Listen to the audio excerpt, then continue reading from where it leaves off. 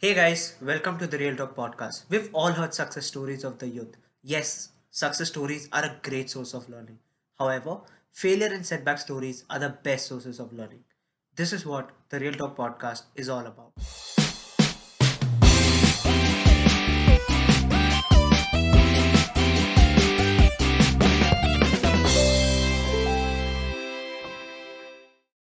Hey guys, today we have Satvik with us, president of 180 Degrees Consulting. So, 180 Degrees Consulting is basically a student-run organization that provides consulting services to non-profits. So, hi Satvik, how about you? You give us a quick introduction about yourself. Sure. So I'm Satvik. I'm a final year undergraduate in environmental engineering at Delhi Technological University. I'm 22, born and brought up in New Delhi. Really pumped about EDM and F1 as well. In fact, I think this weekend is the title decider between Hamilton and Verstappen. So really excited for that. And I think by the time this podcast comes out, it would have already been decided. So really excited about F1, EDM, and this podcast. Great. So let's actually dive right into it, right? So why don't you begin by giving us a brief introduction about what specific setback or failure you'll be talking about today? Sure. So I would like to talk about how I took a drop for JEE. I had a horrible rank in JEE in the first year. I took a drop for it, still had a horrible rank. And how really that affected my thinking, my psyche throughout that process. And even after I took admission in DTU, and after that, how even those experiences shape my worldview today. Right.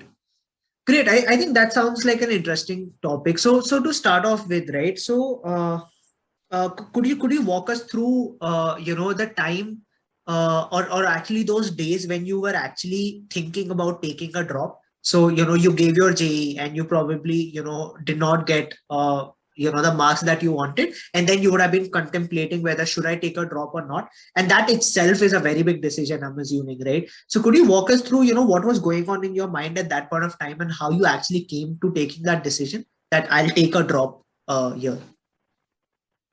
Sure. So I think the first aspect is there's always a sunk cost aspect to it. Obviously, you've put in 2 or 3 years into this preparation, and just giving up on a low does not seem right. You always obviously want to give up on a high or leave things off on a high.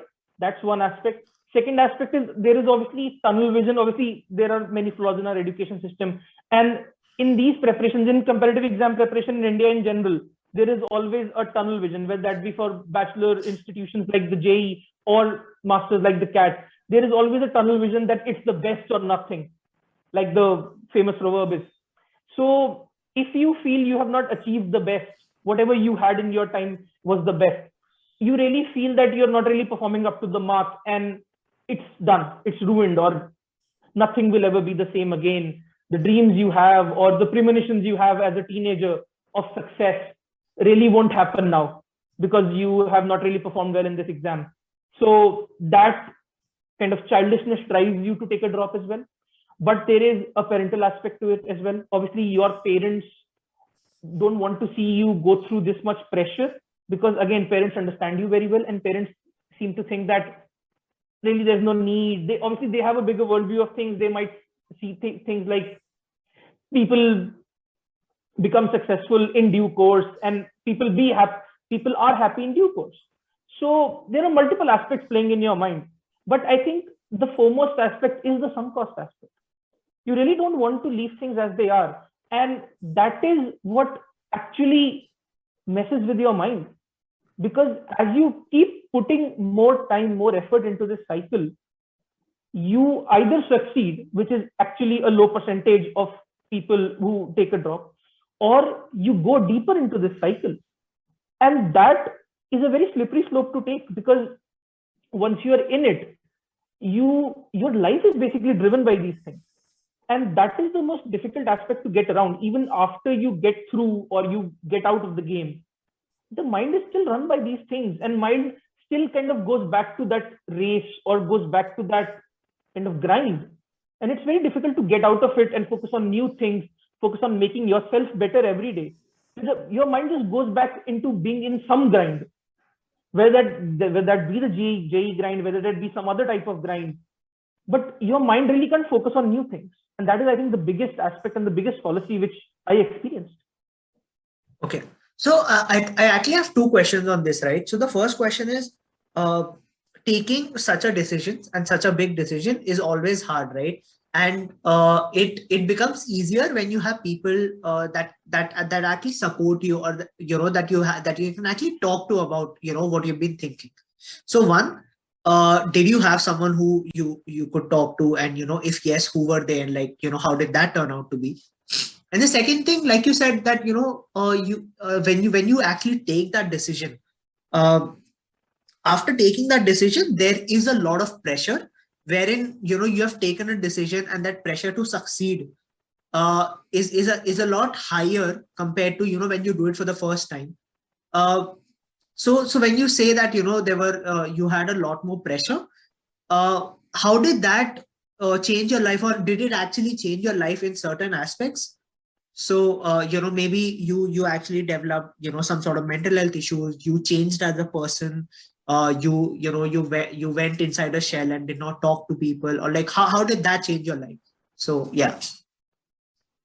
Okay, so let's tackle the first aspect first, the support system aspect.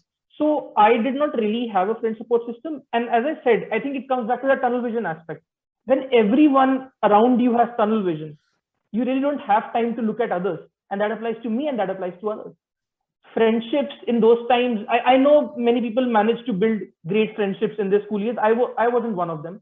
So I really did not have that much of a support system which was my age and understood my struggles. My parents were extremely supportive through all of this. But again, a student can sometimes only understand another student's struggles and what they're going through and their kind of journey through all of this. So no, I really did not have a support system, and I really rue that aspect, because if I had one, the journey might not have been easier, but I think the journey would have been more tolerable. And even though we might not have been connected today, it would have made those days easier. And coming back to the second aspect, as to how the pressure was higher on the second time and how things were much higher stakes, I think coming back to this, I feel a lot of the pressure you have on the first try as well as the second try, if someone tries to do it, is self-inflicted. In the end, no external party is putting pressure on you. Your parents, in most cases, are typically extremely supportive of you and they love you no matter what. Your friends, obviously, they might discuss test scores, they might discuss results, they might discuss outcomes, or they might discuss the road to those outcomes. But that's not pressure, that's just a discussion. So most of the pressure in these situations, especially in India, the pressure is self-inflicted, and that is what begins that cycle. And I really did fall into that kind of mountain of, let's say, debt to myself, because that was the pressure I had put on myself.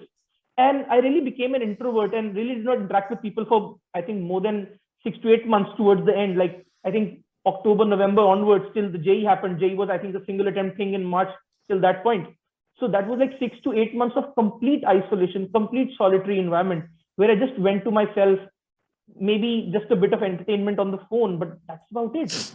And that basically has long-term consequences. You don't realize it at the moment. You feel it's fine. You feel you're doing it for the outcome. You're doing it for the so-called premonitions of success. As I said, obviously, as a teenager, you have those expectations of yourself, of others, of how the world is going to turn around you.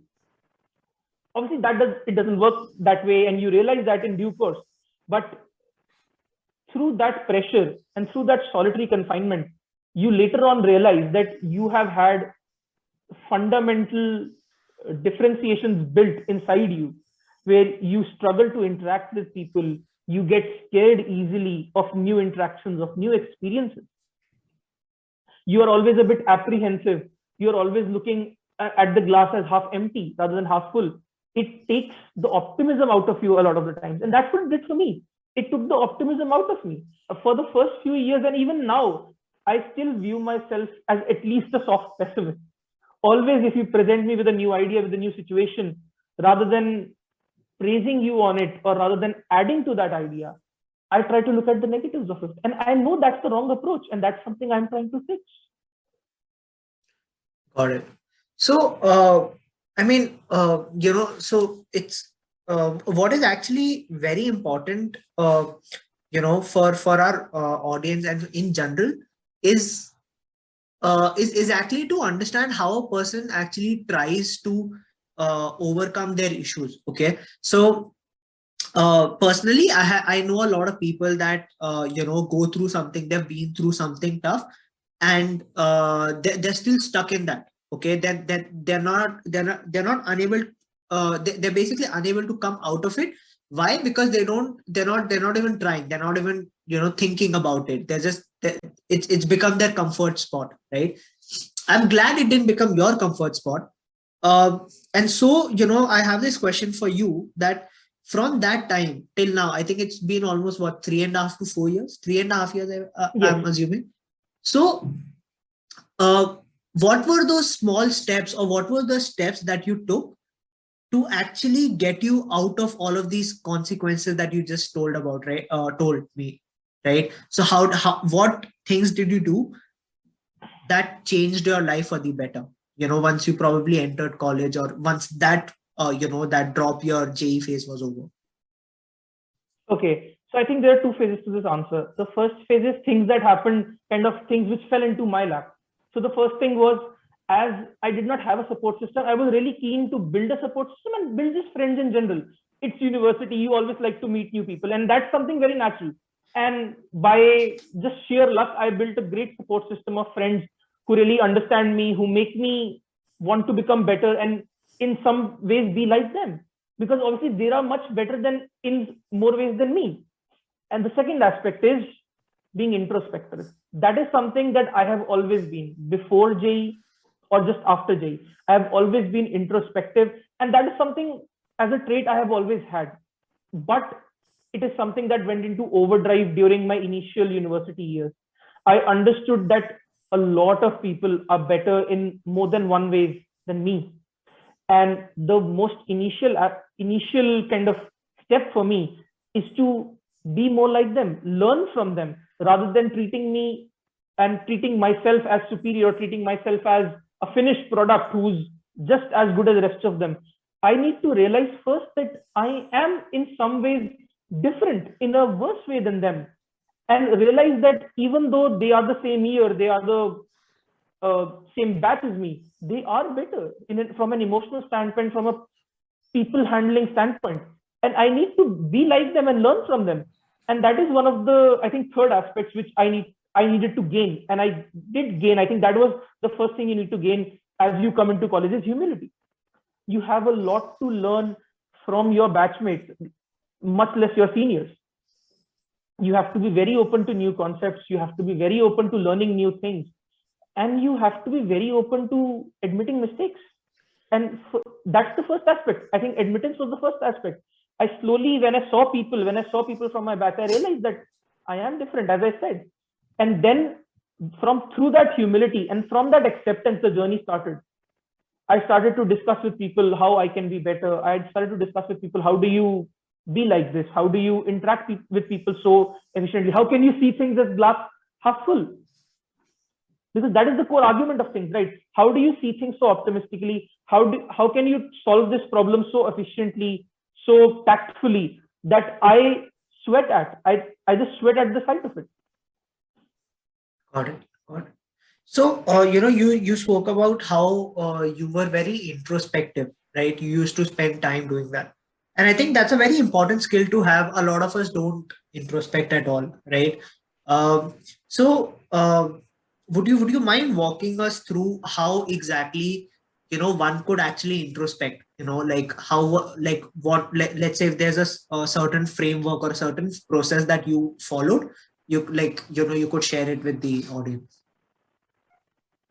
So I did not really have a framework. I didn't really. I think these skills were built pretty early in my teens. So I did not really have a fleshed out framework or fleshed out.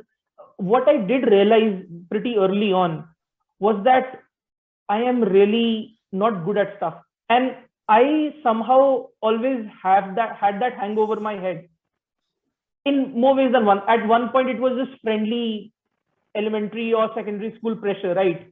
just friendly pressure from parents, but that hung over your head. So there are some building blocks which built into this humility aspect.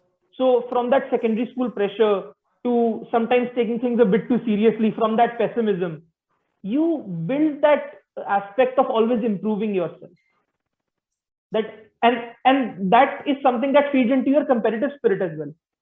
A competitive person can become someone who's introspective, and that's what I became. I tried to compete with people. As I realized I'm not better at academics than them, I'm not better at handling people than them, I became competitive, and toxically so.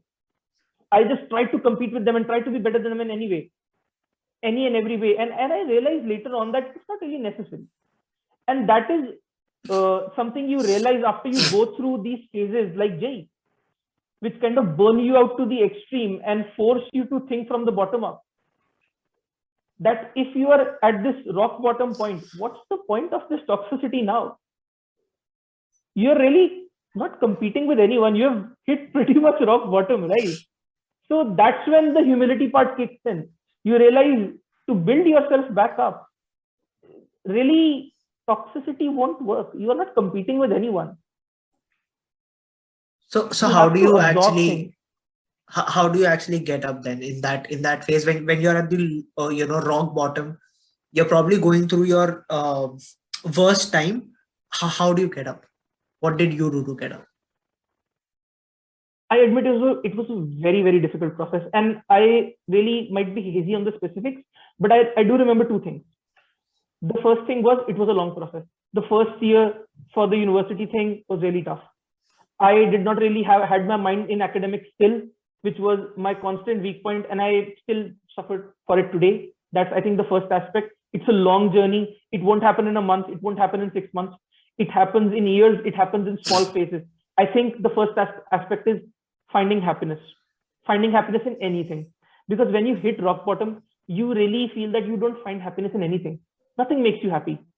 I think for a Delhiite like me, should be happy at the sight of good food, right? But at one point, you just don't feel happy from anything. Good food aside, nothing makes you happy.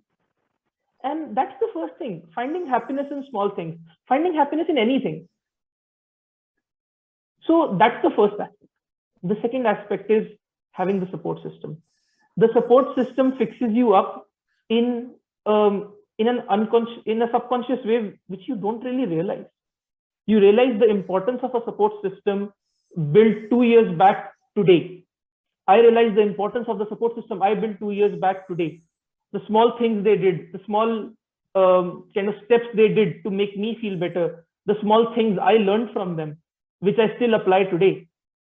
So I think there are two aspects. Realizing that it's a long process and finding happiness. The second part is having people who support you and reinforce that happiness. The small happiness you gain from small things, they should be the ones reinforcing that, and they should be there every step of the way with you, and reinforce those small things, which then kind of compound into a large kind of bulk of happiness, which you can take forward and start building new knowledge, new things with that. Got it. I think that's a great point. One thing that I actually liked what you said is when you're at the rock bottom, you need to find happiness in something. Like, it can be anything. And I think that is also the hardest part about when you're actually trying to get away from that rock bottom point.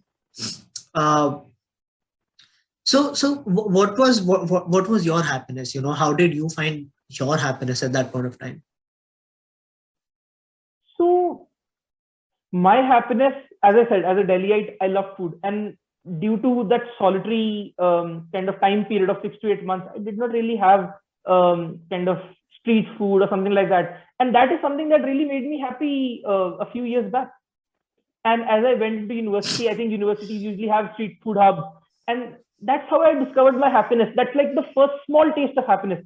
It was very inconsequential at that moment of time in kind of a vacuum. But if you combine that with other things, having the support system, having that small things in your life. The second part, I think, the second small happiness I found was just gaining knowledge. Somehow, I really had a penchant for gaining knowledge because I realized during the JEE process that I had really fallen out of touch with current affairs. I really loved reading the newspaper when I was young in class 9 or 10. And I realized that I really loved absorbing knowledge. And that is something I had really fallen out of touch of. And then I started absorbing the knowledge, and somehow there is no happiness to be found out of gaining knowledge, but somehow for me that did it. So sometimes things fall into your lap, as I said. So these small things combined with that support system make all the differences. And you really need to find happiness in small things. It's very difficult, I do understand, but you really need to.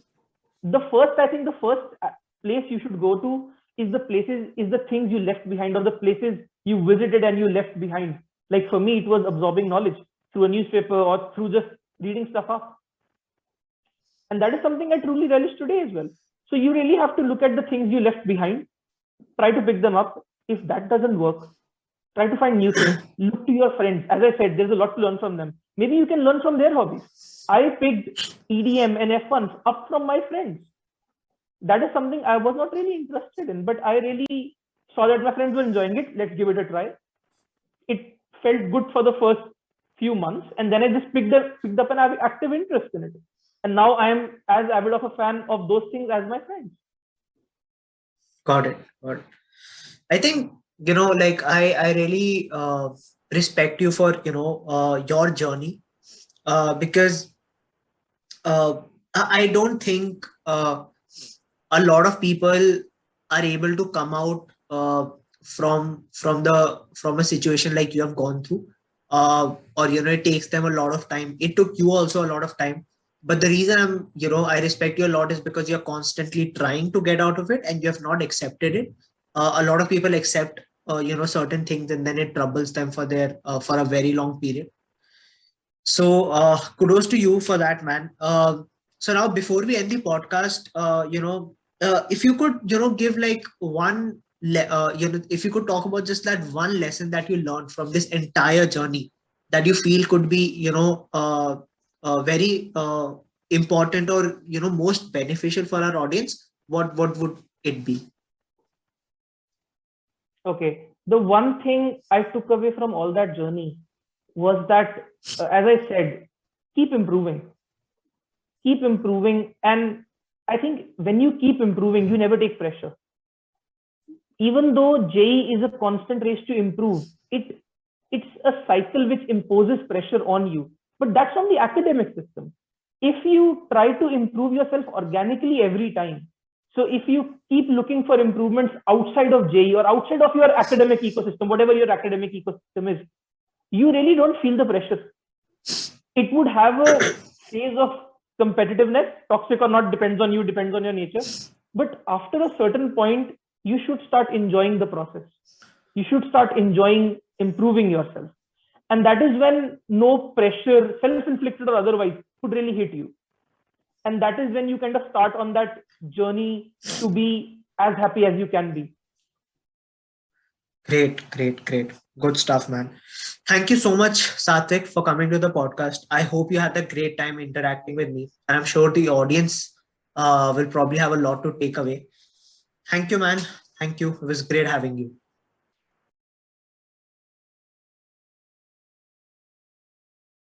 Thank you to everyone that stayed till the end and heard the podcast. I hope you learned something today that could help you in the present or the future. If you'd like to show up on a podcast, fill the short form in the description below. If you're looking for a safe place to talk about your feelings, struggles, etc., with people one on one without fearing any sort of judgment through likes, followers, etc., try out the Real Talk app. You can find the website link in the description below. Thank you again. See you at the next one.